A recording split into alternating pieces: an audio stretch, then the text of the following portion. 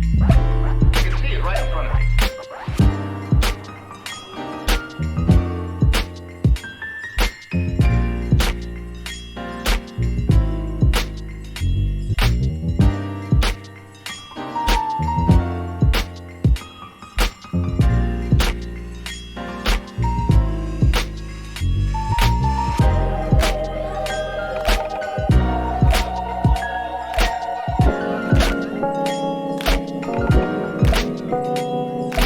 We're all gonna be rich for life. Rich for life.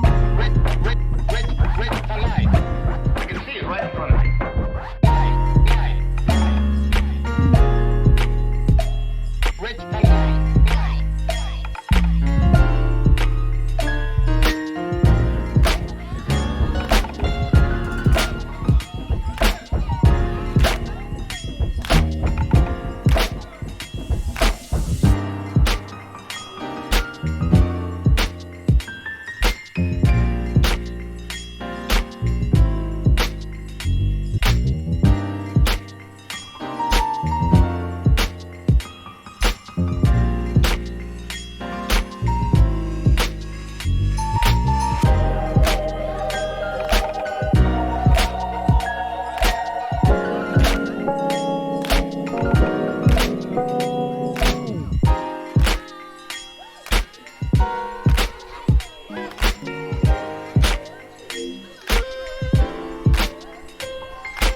We're all gonna be rich for life. Rich for life. Rich for life. You can see it right in front of me.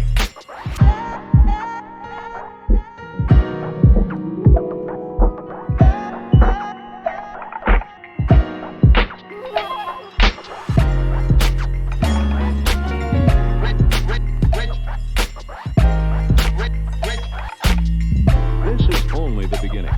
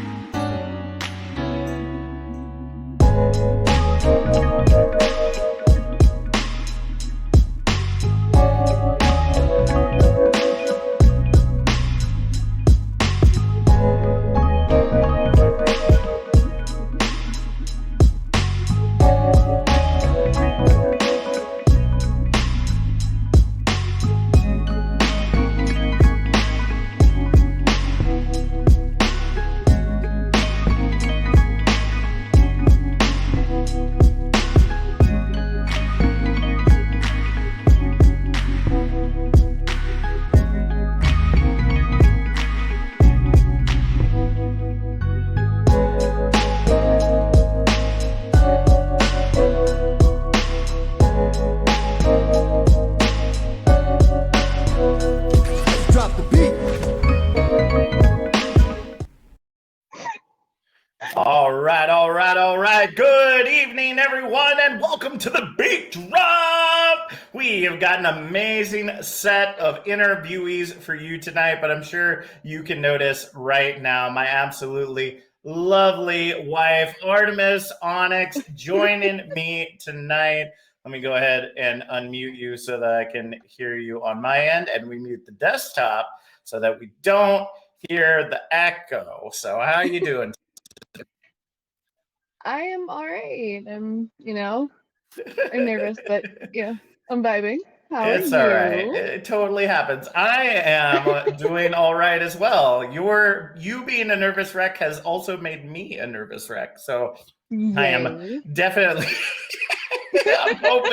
I'm hoping that we'll have this all figured out at the end of the day. So first off, we want to let you know, folks, that tonight is the last show of stage one. Officially, it will be the end of stage one at the end of the beat drop. So if you haven't been told already, be sure to be hitting that exclamation donate in the chat. Event week officially has begun. So hit that exclamation donate. You can donate to Rise Above the Disorder, a great organization that supports folks in getting the mental health care that they desperately need by paying for those needs. So every bit donated goes to them. It's been an organization that we've worked with for quite some time. And if I remember correctly, last season, we donated $10,000 to Rise Above the Disorder. That went to help over 300 people get access to mental health care. So first off, pat yourselves on the back if you were with us last season. Amazing community. We don't have to hit that goal this season. That was definitely a lofty aspiration that just came out of nowhere, but every little bit helps. So again, exclamation donate in the chat. Thank you, Chobi, for putting that in here. So let's go ahead and get to it. We're going to start off with our first segment of the evening, and that is Wrap It Up, where we talk about the amazing matches that went on in the Tranquility community this week. So, Artemis, we're going to go ahead and start off with your favorite matchup of the week. So what was the match that really caught your eye? So the match that I was really, really interested in keeping an eye out for was Koala Kings versus Sky Guardians. Mm-hmm. We all know that Koala Kings and the marsupial org in general is such a dominant force in the Trank community. Prior to their match this week, they had only dropped one map. Mm-hmm. But last night, not only did they go to map 5 against Sky Guardians ended up beating them and taking the W, which is kind of a big deal. So yeah, a little bit. I definitely feel like we need to pay more attention to Group A as we head into Stage 2. I definitely can concur with you on that. You know, seeing the Koala Kings go down, and not to say that it hasn't happened. If I remember correctly, during season 6, you know, Koala Kings fell a couple times early on and ended up being a much more dominant force. But now you got that reputation that is now preceding you. So when everybody is shooting for the top and you're the one wearing the crown, you're definitely going to be the one that they are literally wearing the crown. Good job, babe. All right. This is the jokes she deals with all the time. These are all going to be pity laughs because she's so used to my dad jokes. So just get used to it, folks. All right. So let's go ahead and go to my favorite matchup of the week. And we're actually going to stick with a group of teams that you mentioned, Sky Guardians. I was actually paying attention to Apple Fleet, who faced off against Mark III this week, who also faced them in a 5-map series where actually Mark III took the win. And now Echo Fleet, you know, we've been talking a little bit about them through the various weeks. You know, we're seeing names like Yoon and CQ Chu, like very dominant forces entering the Discord tier after spending a couple seasons in Harmony. And you know, this is their first loss. It was a hard fought one. All of the maps were incredibly close for these teams. It literally could have gone either way, but just the fact that Mark III was able to just kind of take a shot at Echo Fleet like that, I have to say it's something that we really, again, need to be watching out for. These teams that we don't really know a whole lot about because they're new to the community, their members are, you know, the members of the team aren't very as familiar to us. We may end up seeing them come in from behind. So this week, our special segment is called Shot, where we went through the mire of clips to be able to find out who was popping off, who got some amazing headshots this week. So Artemis, why don't you go ahead and start us off? So a lot of you who know me know I am a support main. Particularly I'm a Lucius support main. But any support clip that I can find is great. This one, this is from Dwayne. It was Ragnarok Odin versus Atlas Arcadia. This is just fantastic. It was just. Yeah, I can't say enough good things about it. Yeah, I'll play it again. I mean, first off, it's just so good. Yeah, I mean, first off, Dwayne's playing Zenyatta, probably one of the hardest heroes to really make sure that those headshots hit. Even though there is no fall-off damage, you don't have a scope or anything. So you really got to make sure that all those hits are on point. And as you can see right there, beautiful charge shot after charge shot. Just absolutely incredible. For myself, I went with the log for extraordinaire Hanzo. This is coming from Stonky, so get your hashtags there, Stonk for Stonky in there, where we saw the Miami Yikes versus the Fighting Potatoes. That was a pretty quick clip, so I'll go ahead and play that one again. Y'all got to make longer clips, folks. It makes it so hard for us to get these clips when you make them so short. But nevertheless, as you see right here, being able to hit a headshot, even as Hanzo, onto the baby diva, that's near impossible. I don't care how big those logs are. Like, that is still an incredible shot. And as you can see, there are a couple other additional kills on top of that. So needless to say, it was absolutely beautiful right there. I'm gonna turn to our third Nostalgic. Hey, you got anything? Oh yeah. No, you're good. You're the O face, just so shocked right now. I don't know if you can see it, but Nostalgic was just like, whoa. So much incredible content here in the Tranquility community. So nevertheless, that is going to be it for our Amp It Up segment. We're going to go ahead and start off our interviews. We've got some amazing interviewees tonight. And I'm going to let me just organize myself a little bit here. And I'm not old. I don't need that at 150%. There we go. All right. So, all right. We'll see you in a little bit here, sweetheart. Everybody say bye to Artemis. All right. Our first interview with the evening. This player knows how to take it downtown as the main tank of Chrysalis, from being considered the class clown of the team to showing other teams who the MTD of Harmony tier is. His three-point Ryan charges are the truest of hobbies. Welcome to the BeatDrop, Chobi. Hey, how's it going, Chobi? Hi, Jack. Oh, you didn't think we prepped something that amazing for you? We just started doing that.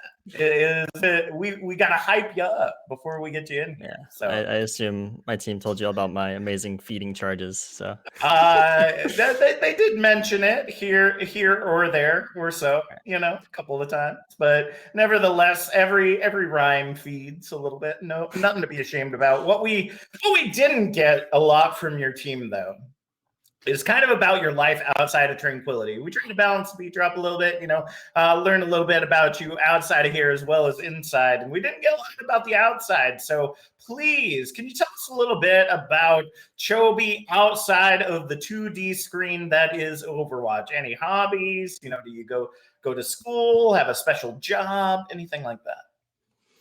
Well, I really only have, two hobbies, I guess I'd say. But I do go to school. I'm in college right now as a sophomore. One, I pay attention to professional soccer. I support Arsenal FC, if anyone knows what that is. And two, I like a lot of history stuff. I sometimes collect stuff. For example, my mask that I used for the pandemic is made out of it's made out of a actual American World War II parachute. So wow, that's actually nuts. We actually had Glitch last week who had a history in history as well, major interest there. But what kind of got you into history and made you so interested in it? I'd say the biggest part is having the right teachers to get you interested into the subject. Obviously, so my 10th grade history teacher really got me into the subject, and I started doing my own research and stuff like that, which is pretty cool. Awesome. Is there any particular topic that kind of scratches your noggin or really kind of interests you from history? There's a lot to choose from. There is, but I guess the most generic answer, I'd say World War I and World War II, that time period. It's just most interesting to me. Nice. All right. Well, we do want to remind folks in the chat that this is an interactive of BeatDrop, just in case you didn't know. So if you've got questions for Chobi or any of our interviewees tonight, be sure to be putting them in the comments, and either myself or Artemis will funnel it to each other, and maybe your question might be asked tonight on the BeatDrop. So let's go ahead and get on into it. So in your application for the BeatDrop, you said that you originally started on PS4. I won't hold it against you. Until about 3 seasons ago when you swapped to PC. What was the push that made you want to swap over from console to PC?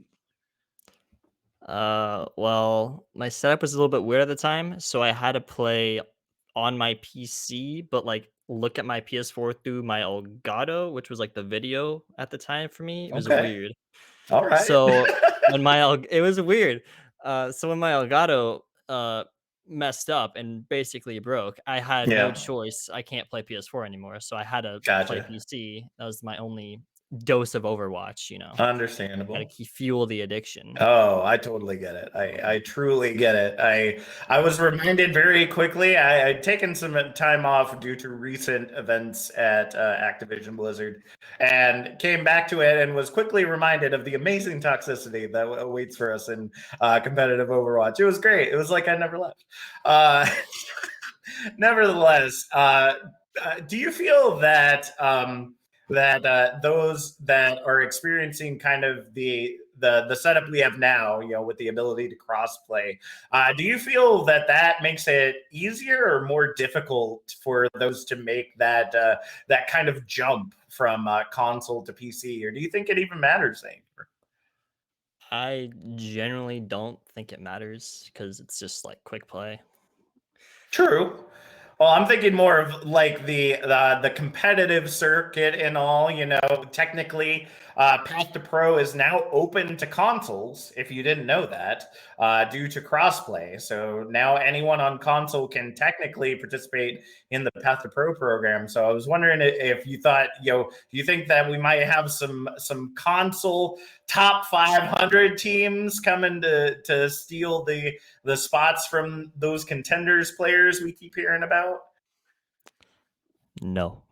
Yeah, you're probably right. I'm not gonna lie. I'm a console player through and through. I'm not good, but I know that no console player in the world can deal with the accuracy that just comes with PC. I won't admit to PC Master Race, but I will say that is the case. So it looks like we do have one of our first questions in the chat from Cucumbered Pickle. They want to know, do you like jazz, Joey? Not much of a fan of it, to be honest. All right. I'm not. Nothing wrong with that. Nothing wrong with that whatsoever. All right. I just feel like somebody was just like watching the Ant movie and then just was like, "Hey, that's a good question." All right. So we were told that you transitioned from console to PC, but that wasn't the only transition that you underwent. By my understanding, you went from DPS on console to then playing tank on PC. Were the transitions kind of in tandem with one another? Was it something that you'd really want to be, wanted to kind of get into, and swap into PC was kind of like a fresh start, so to speak? Well, DPS is very mechanically required for PC Overwatch. But I was a console player my whole life. I haven't played a single FPS on PC yet, so transitioning to DPS on PC made it really hard. Okay. And like I wasn't surprised I got gold for my first placements, but then I got like diamond and like high platinum on off rolls, which is really weird to me. Well, you Because don't those have were to like aim as much on those off yeah, rolls that were low on console. So it was like the Mhm. opposite, and it felt weird to me. So I had to like instead of playing the game with mechanics like I did on console, I have to use my brain, and Mhm. that carries over from console. It's not the same thing as mechanics. So All I right. just picked up tank with the game sense. All right. Well, you heard it here, folks. Chobi says DPS no brainer. Big brains for support and tank. Got it. Got it. Thank you so much to Greninja for the sub in the chat. Really appreciate you supporting our amazing community. So let's go ahead and keep on moving. We hinted at it a little bit during the introduction, but your team seems to think that you're the class clown of the team. So I guess the first question I got to ask is, do you identify with that statement? Kinda, yeah. As the captain of the team, you kind of have to keep morale up and stuff. But I would say, Right. our off healer order is more of a class clown than I am. But All I guess right. I'm second Well, place. okay. Well, that was actually my follow-up question there is that, obviously being the class clown is just meant to keep things light on the team. So what are your ways of keeping things light? I know for myself, I don't know if you can tell, but I'm the master of dad jokes. That is my way of either making people cry or laugh hysterically. So what do you do, Chobi, that keeps the team up other than we know, chat. We know about the cheese emoji. If we get time, we'll get to it. All right. We know. All right. I'm guessing that's part of it. If I were to take a wild guess. So most of the time I've been doing self-deprivation jokes to like, aha, look at the funny feeder on the team, Ah. to keep everyone's morale up. Like, hey, look at him, he's feeding. Makes me feel better about how I'm playing. You gotta keep everyone's individual morale up. Gotcha. All right. Well, hey, sometimes you got to take some shots at yourself. If you got that kind of esteem that you can do that. That is totally well okay. We'll ask one more question before we get to our random question for the evening. Haruko Live is asking, and I kind of want to know too, because your team didn't answer it for me. What's up with the cheese emoji? What's up with it? So it started at tryouts for All right. Chrysalis. In the general chat, the GM Storm would be posting updates on tryouts and dates and stuff like that, and I would just put the cheese emoji, and then like as a reaction to it, and then the other tryouts started doing that as well, and I was like, All right. okay. And when I was picked up for the team, I was like, okay, I want the people who put the cheese emoji to get picked up along with me. So I was like talking to Storm about that. So you were just the trendsetter of the Yeah. tryouts. Got it. Okay, totally makes sense. I'm personal to the Pepe salute. That is my one. That when anyone's asking, hey, can you do a thing? I'm like, yeah, I can. All right. So we can't end your interview without a random question. So I have to ask Chobi, how would you weigh an elephant without a scale? If I give you one big elephant, how would you weigh it without using a scale? Uh, I would weigh it with how many. That's an interesting question. I don't know how I would. Thank you, Internet, for the most random interview questions I can find. I would see how many ants I could stack on top, like the elephant on top of, to see like, hey, how many ants can sustain the elephant. Ooh. First off, I would be incredibly impressed. Either you're Ant-Man or you're some kind of ant whisperer at that point to be able to organize that many ants. But yeah, that's actually a good one. I didn't even think of that one. Awesome. All right. Anything else that you'd like to talk about, or anyone you'd like to shout out, Chobi, before we go ahead and head on to our next interview? I would just like to shout out Chrysalis, my team. It's been a blast playing with you guys. I'm looking forward to a good rest of the season. And thank you, Storm, for bringing us all together.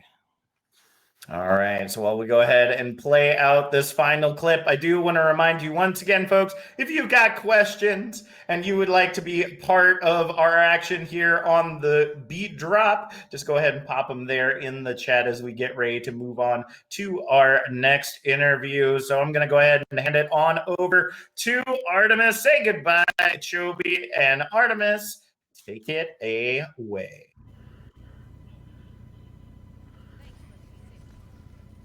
All right, everyone. Next player up to bat is the absolute flex of Monarch. He enjoys long walks on the beach, listening to smooth jazz, and enjoys cold ice cream.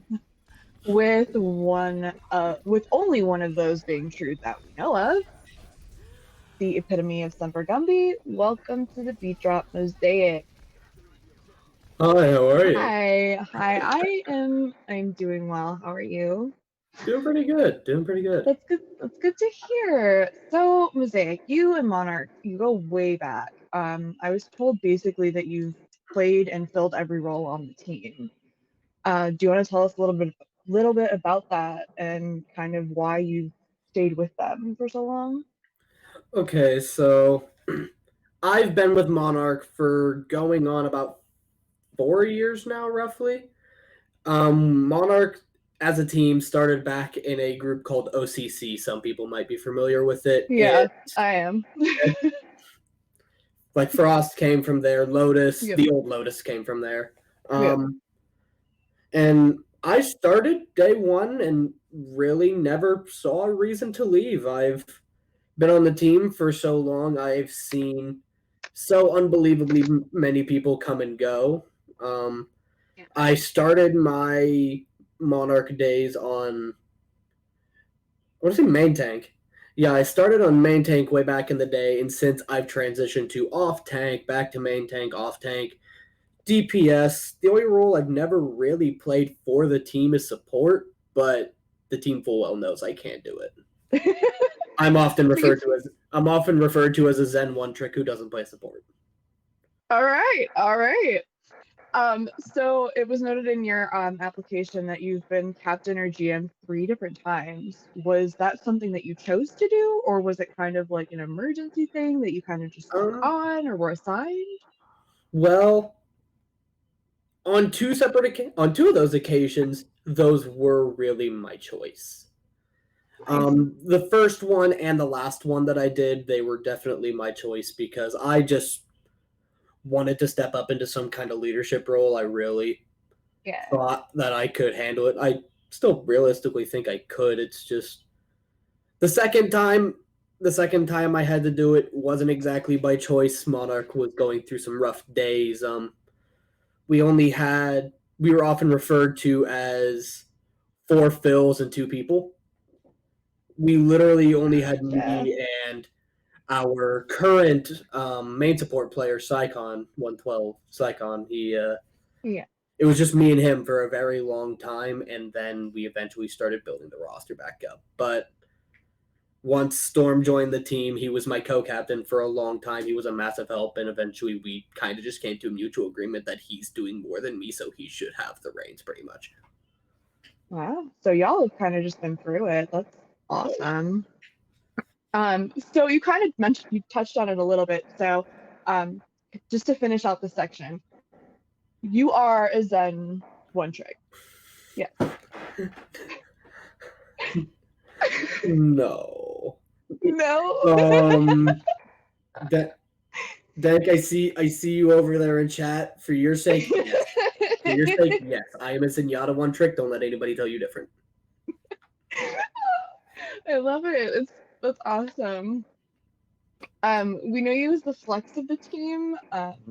You typically have a main role that you play. What would you say that your main role is? McCree. Yeah? I play a pretty large majority of, at least when I'm in, I'm almost always the one on McCree. Typically, it's also my job to flex onto like our Hanzo, our Pharah, Junkrat, Genji. Right. Things of that nature. Right. So do you find that changes based on what the team needs or what you're more comfortable with and you perform better at? Basically what the team needs. I'm obviously not perfect. I'm still improving. Right. I feel like I'm to a point where I can play a wide array of heroes to a good level at what we need. I can't go Hanzo 1v1 Raxu and win, but I could 1v1 a fair few of the Discord Hanzos and win. I like it. I like it. Do you have any desire to move up to tier 3 or do path to pro? I do. Hey. There is definitely some underlying reasons that I've stuck with Monarch for 4 years. Oh. It's just having a good team around you, having a good foundation to build yourself on is, in my opinion, what would get me there. Is what is the best way to help me get there, I should say. Okay. We heard from one of your teammates we spoke to recently that you took on private coaching for your play. What's your current goal as you hone in your abilities? My current goal is, I'd say my biggest current issue with my own play is I feel like I play a little bit too selfishly. I go on a little bit too crazy of flanks, take a little bit ambitious duels. Positioning is an issue for me, so I just basically get the private coaching so I can better the stuff to help the team grow. Okay.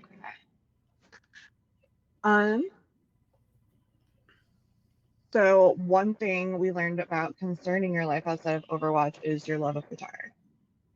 I'm not going to ask you to play it. We talked about this before, unless you want to. But what interested you in music and guitar specifically? I have an incredibly music-based family. My brother and dad are both in bands. They're both on Spotify. Shameless plug. Hey, nice. My whole fam. I've grown up. My family owns a second house right next door to our own. That's literally just a music studio. So I've always had that kind of stuff just there, available to me. Okay. And I'm actually the least talented out of all of them by far. But really, yes, but I don't think I'm awful. That's a lie. Do you have a favorite song you enjoy playing? Favorite song that I enjoy playing? I really do go back and forth a lot. You want to hear something? If you are comfortable playing, if it's something you want to do, yeah, sure. Okay. As you're full well aware, I just hooked this up. Yep. So, it might be a little loud. Just tell me if I need to adjust it. Jack, are you paying attention?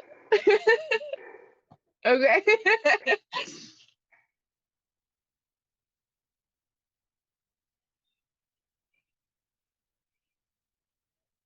We can't hear it. Yeah, it's not coming out. Funky. Like this jam.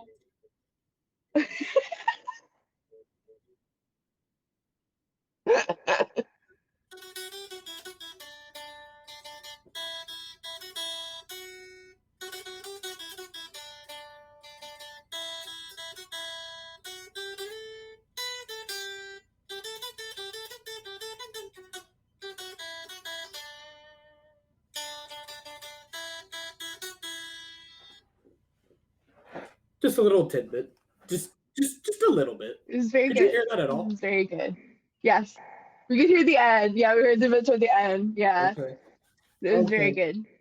Yeah, I have to direct feed all the guitar audio directly through my mic, and it's extremely finicky. That makes sense. Also, that was a little tidbit of a song called "Beautiful Disaster" by a band called 311. If you've ever heard of them, they do sound familiar. Do you have a favorite artist that inspired your playing? Would that be one of them? Yeah.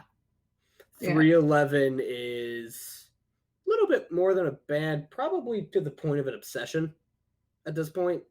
Nice. By far, I feel that. band. I feel that so good. on a level. But past that, I was always inspired by, typical answers. Slash, Eddie V, Steve Vai, if you ever heard of him. Mm-hmm. My younger brother was very, very into heavy metal and played guitar. So I know all about it. Good man. So our last question is it's the random question to finish everything out. Oh, If Hollywood made a movie about your life, who do you want to see play the lead role as you? who do I want to see play me? Yes.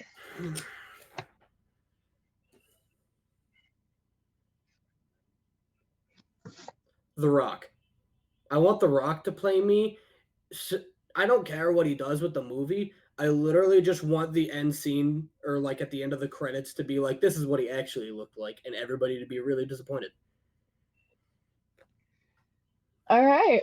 We do have one more question before we finish out this segment. Okay. It is from Dank. It's from Dank Monkey. And Dank Monkey wants to know, why are you so cute?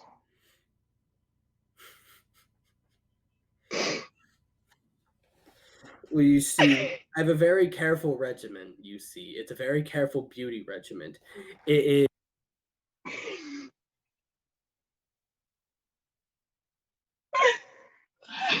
And that's my regimen.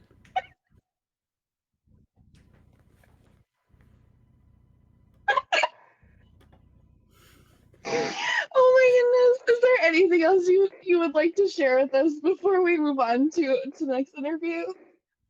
Yes, actually there is. When it comes to cold ice cream, there really is some thought to go into it. There's a meta to this.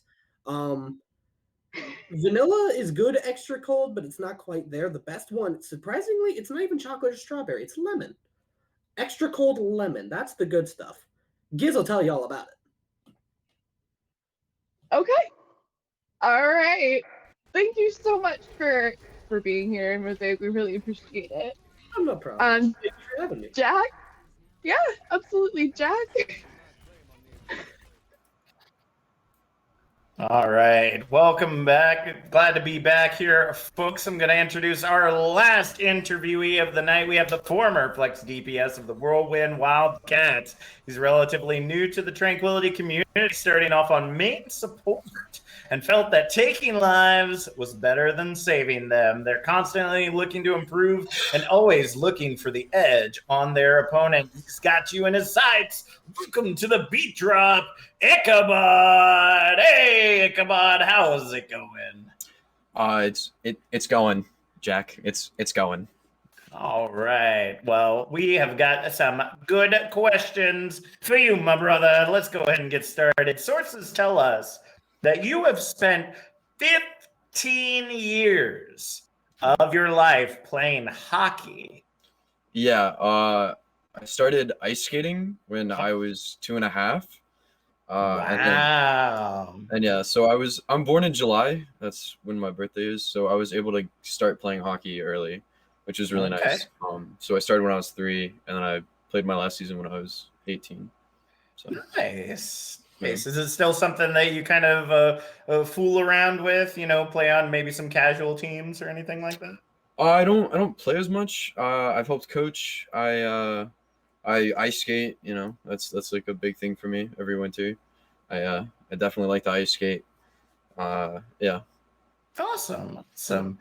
Well, of course, as is tradition here on the BeatDrop, everything is connected back to Overwatch. So, do you find that any of the skills or things that you kind of learned while being a hockey player translate over to you being kind of like an esports competitor, so to speak?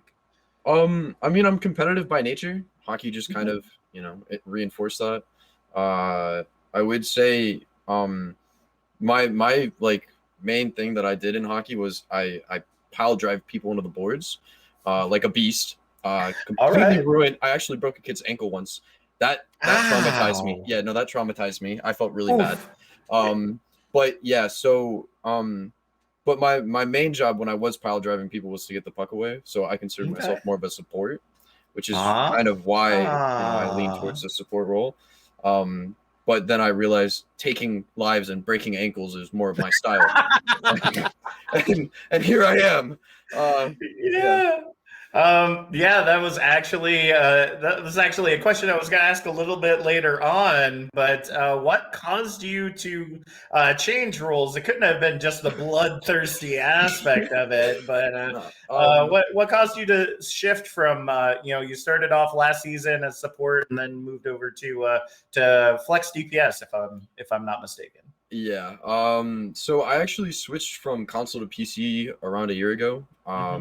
So that's like a big move for me. And I played DPS on console, peaked like 3.5 or something as I got off, which was really nice. And then when I did switch, I wound up watching like a lot of Reddit Lucio videos. I was like, hey, that would be really funny if I did that. And after a season of one tricking Genji and doing like 25k damage, or I think it was like 12k damage average per game, and getting like 50 elims total per game, and not winning and going anywhere, I started one tricking Lucio, and yeah, All right. that's how I got to where I was. That'll definitely get you somewhere. That's for sure. Lucio, you turn the music on and forget about it. Forget about it at that point. You're either So hard inting or hard killing everything. So. exactly.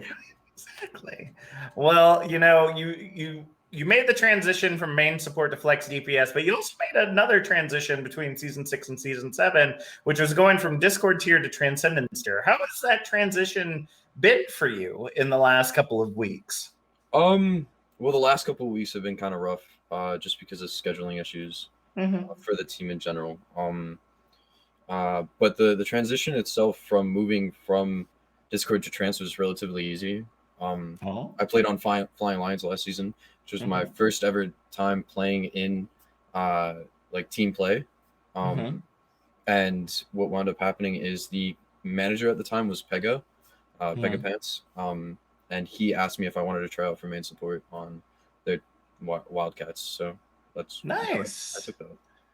Gotcha. All right. Well, as we've kind of noted, and you've talked about a little bit, you are a former player of the Whirlwind Wildcats. It hasn't been officially announced yet, but the team is disbanding right now, unfortunately. And it wasn't a falling out thing. It was just, like you said, scheduling conflicts, really difficult to kind of keep everything together. And it's rough because we see that happen to a lot of Tranquility teams. This is not a new thing whatsoever. So I kind of wanted to talk to you a little bit about that because it's a unique opportunity that we have here. Could you talk a little bit about the difficulty of team management? So, kind of getting into the aspect of, as you said, trying to organize at minimum 6 people's schedules, let alone 10 or more schedules around a single day or multiple days. So as I see, we've had a little visit there. Hi, how's it going? I said I was busy. Whatever. All right. Legit. I said, hey, I'm busy. Hey, if I was at my house, it'd be a toddler walking in. So, we all got it. It's no worries, fam. I missed like the last 20 seconds of that because my ADHD brain. It's okay. I was just talking about, with everything that goes on in team management, like what do you say is one of the, like some of the difficulties that you faced, helping out, build up the Whirlwind Wildcats, getting ready for the season, and then everything just kind of trying to hold everything together with kind of duct tape and glue and, eventually kind of falling apart now?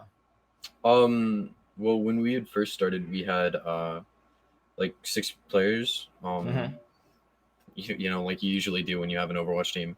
Yeah. And both of our tanks dropped after like 2 weeks of us not scrimming because someone was off on vacation and we just didn't get a ringer. Then one of we had 7 players. We had an extra support. And so one of our flex support dropped, so that he didn't really feel like playing, whatever. And then 2 of our players hit GM. So it was kind of rough from there on because we had to find 4 players and had to get ready. We had plenty of time. It was just before preseason, so we didn't get to participate in preseason. We didn't really have all that synergy there. Then when we did actually become, like a team, we could only scrim 3 days a week. Like there were no ways that we could actually, if we needed to, like rotate to like a Friday or a Saturday, just to get an extra scrim or something in there. So that was like one of the big issues. So it was constant need of ringers. We couldn't reschedule. And then yeah, with this last game, we wound up, needing a ringer, and that was kind of over for a lot of us. Gotcha. Yeah, I can definitely understand the difficulty in that. Like I said, this has been kind of a mainstay, not just in the Tranquility community, but in a lot of tournaments that we've seen. Where even if you look at the path to pro scene, team or players are changing teams as often as you should be changing socks, maybe even more often. For some of you folks out there, you get nasty folks. But nevertheless, like, what? Do you think that there's really any solution for that? Do you feel that there's anything that tournaments can do to kind of help with like the flexibility of that? Because there's the schedule and whatnot that has to be kind of locked in, but also there's the responsibility and onus on the teams to make sure that everybody's available. Like when they join a team, like where do you think in all that mess, like we can kind of find the balance, or how do you think teams find that balance? I mean, I'm no professional, right? Like, I didn't go to college for that in any way. The only thing that you can really do is, make sure that people show up, right? Yeah. I can't go to one of my teammates' house who lives across the country and be like, hey, get on your PC. Like, like if we all, I guess the best thing you guys could do is buy us all like a team house, every single team, and show us in there, But that's very unrealistic. So. All right, well, you know what? I'll get on Papa Cav. We'll head on out to the Cayman Islands, getting those offshore bank accounts, and we'll start breaking out exactly Mosaic, the train mansion. We'll start breaking out those big bucks for the team houses, so we can figure that out. But no, seriously, it's just like you said, and that was kind of why I wanted to talk about it a little bit, because it's hard, right? Because you want to play and you want to participate, but even if you're a for-fun team, like having ringers every other match or during your scrims or whatnot, you can't build that synergy. You can't build that what's the word I'm looking for? Improvement as a team because of how difficult that time scheduling is. So thank you for willing to be vulnerable about that. I know we talked a little bit about it ahead of time just so that you knew that we were going to ask that. And I appreciate your honesty on that question, because I know that that's something that probably more than just your team is facing right now going into event week. So because we know, again, it's relatively common. So let's go ahead and lighten the mood a little bit, shall we? So we talked a little bit about you being a main support, and one of your teammates said you're a big Lucio fan. Yeah. Well, I'm a fan of the amazing Johnny Cruz myself. I wouldn't be helping him out in his community if I wasn't. But there is a plethora, an ungodly amount of beautiful skins that you can dress this froggy boy in. So do you have a particular skin that you enjoy when you play Lucio, or do you have like a good luck skin like for matches or for competitive or whatnot? There is a correct answer. Okay, Mosaic. All right.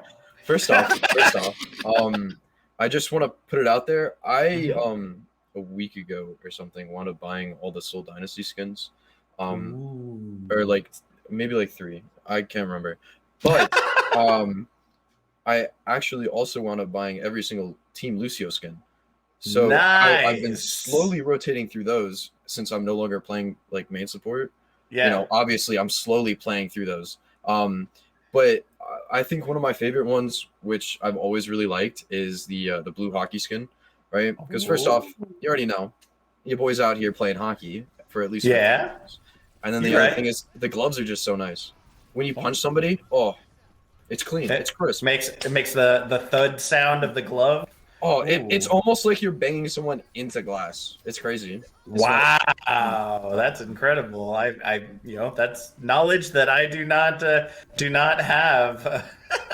Everybody in the chat is like, Tranquility hype houses. Let's go. Let's go. Let's get this going. That's the solution, right? I mean, one day, again when when this pandemic is over and whatnot, like I know that there were like tranquility meetups and stuff like that. I mean, I'm getting into tournament organizing, so I would be more than happy to help put on a tranquility LAN tournament if we could organize that, but. Unfortunately, not right now, folks. I love you all, but there's still a lot of issues in the world right now that we can't really get around that. So, but one day we will get there. So, speaking of Lucio, though, what would you say is your favorite map to play Lucio? Oh, every map is a Lucio map, right? Every map is a Lucio map. Even Paris, for God's sake, is a Lucio map, right? They have that nice outdoor mega. You just perfect. Yeah. Well, shoot, even Objective Alpha on Paris, just like show them all of the fun. Exactly. But a favorite map? Oh man. I think maybe Rialto. Rialto is probably one of my favorite ones, both on attack and defense. Yeah. Because on defense, as soon as they touch the cart, you count to 5, right? While you're top right in this nice little corner. You can just fly on over. You amp speed across. It brings you right onto the bridge. You boop like 6 people off. Free team fight win, and then you get 30% ult charge because Lucio. Yeah. And then on attack, it's really easy to spawn camp. You still have the availability of getting those boops. It's just a great map in general. Yeah. Yeah, I mean, that's definitely one of my favorites. I'm sure most folks in the stream, including myself, would say Elios. I love sending a pile of bodies that I can eventually fall on to the bottom of the well to be able to have some fun with. Lighthouse and Ruins also have those spaces as well. But yeah, I agree. Rialto is my favorite for any kind of boop character because, I play console plat brain. So I literally just wait till the cart gets there, and whether I'm Hog, whether I'm Farah, whether I'm Lucio, anybody that boops. Once that cart gets there, my goal is to never let that cart leave the bridge ever. Yeah. It's never getting past the bridge, and nobody ain't getting past the bridge. They're going for a dip into canal. That is my goal. So no, it's pretty good. All right. So last call in the chat, folks, for any of you that have any questions for the wonderful Ichabod OW as we head to our random question of the evening. Ichabod, if you were given a free full page ad, it says in the newspaper, but I'll update it on a website. If you were given a free full page website ad and you had to sell yourself in 6 words or less, what would the ad say? No longer a Lucio player. Sold right there. You're welcome. Beautiful. You're welcome. Love it. Oh, goodness gracious. Oh, and Weep says add a smile at the end. Smiley face emoji. Yeah. That's 6 words. Beautiful. Thank you for that help. Capital D right there. Yeah, exactly. There you go. Awesome. Well, Ichabod, thank you so much for joining us. Is there anything else that you'd like to talk about? Anybody that you'd like to shout out before we let you go for the evening? I'd like to shout out the entire Cats org just for being really open and accepting me. Just because, I hadn't had any team experience before that.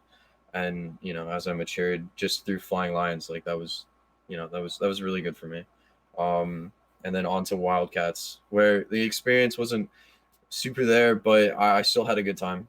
Especially in our last map on Havana. That was, yeah. That's all I have to say about that. I did get to see a little bit of that. Y'all were. That was actually your intro of you on Bastion. Yeah, no, so you can watch that back. That was really good. I was like, I just had to. It's just beautiful. Yeah. All right. Thank you so much, Ichabod. Glad for having you. Artemis, I'm going to go ahead and bring you back in so we can go ahead and close out the show. How you doing, honey? You feeling okay? Yeah, I'm feeling alright.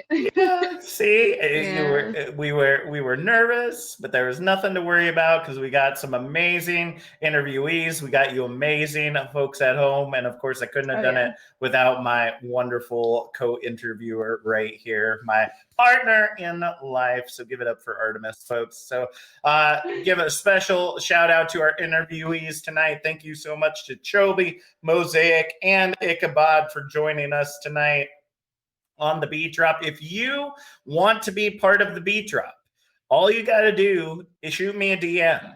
That's all you got to do. Give you the form to fill out. We're going to actually start scheduling out the rest of our interviews for the rest of the season. We're going to take a week break because next week's event week, remember, exclamation point donate in the chat. So 1v1 again, Captain I Jack said and this. stomp on him. Or you can get Artemis and Artemis and stomp on her. Both of us Yeah, actually can play off of our consoles now, so we actually kind of have a chance. I don't. Little bit of I it. have Well, no okay. chance. Well, Artemis I is have taking surrendered to the fact. Artemis is I have taking no chance. Lucio only duels in the 1v1. I don't know if Oh, that's going to yeah. help her at all, but you know, just in case.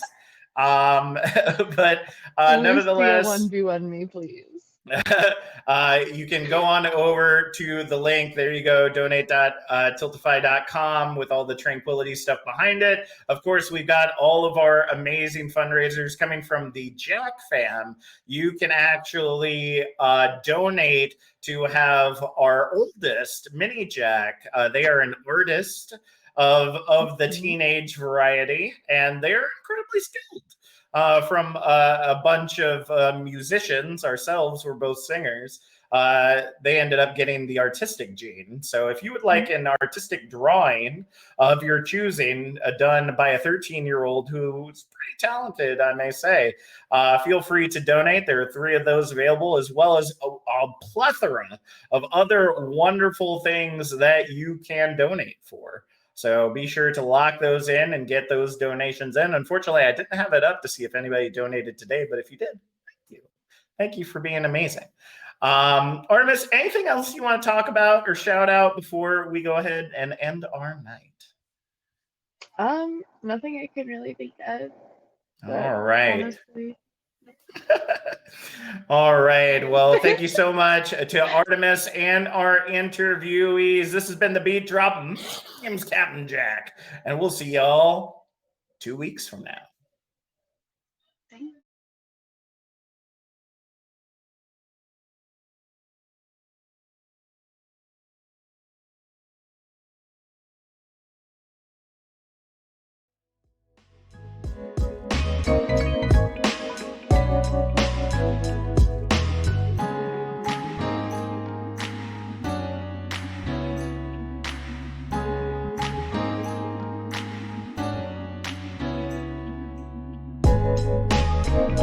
you.